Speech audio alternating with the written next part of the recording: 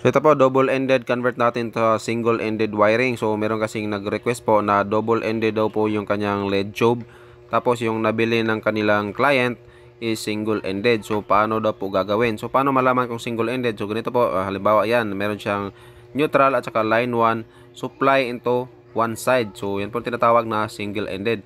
Pagka double-ended naman po is yung neutral nasa kabila at saka yung line is nasa kabila. So magkabila ang dulo po sila, kagaya po nito. Yan, yung wiring nya, yung line nasa kabila, tapos yung neutral, yung puti, nasa kabilang side din.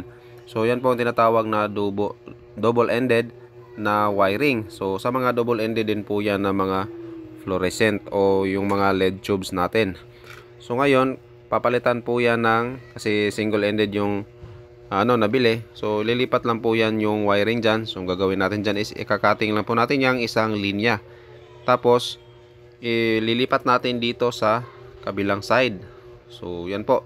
So marapat lang na i-off yung switch o kaya yung circuit breaker para safety po tayo nagagawa. At kung meron kayong gloves, mas mabuti po na meron tayong gloves para doble safety po yung ating gagawin at di tayo mapahamak po habang gumagawa tayo ng ating mga electrical wirings. So dito po, at once na nakabit na natin o nalipat na natin yung isang linya po dyan, ito pagkatapos nating putulin dyan, ayan na po yung rekta na po, magiging single-ended na yung ating supply at yung AC line natin dyan is nasa isang side na lang. So tatanggalin lang po natin muna tong kanyang pinaka fluorescent holder. So nandyan pala yan sa itaas. So yan po, so lilinisin din natin to pagkatapos yan. So bali ipo-pull lang po yan o hihilahin lang po yung kanyang pinaka-lock dyan para mag-ano dun sa kanyang pinaka-slot.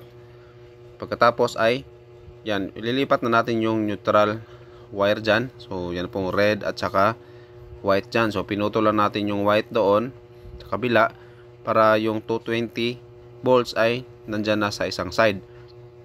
So ito yung fluorescent LED tube pala na nabili. So may nakalagay po dyan na AC input this side only.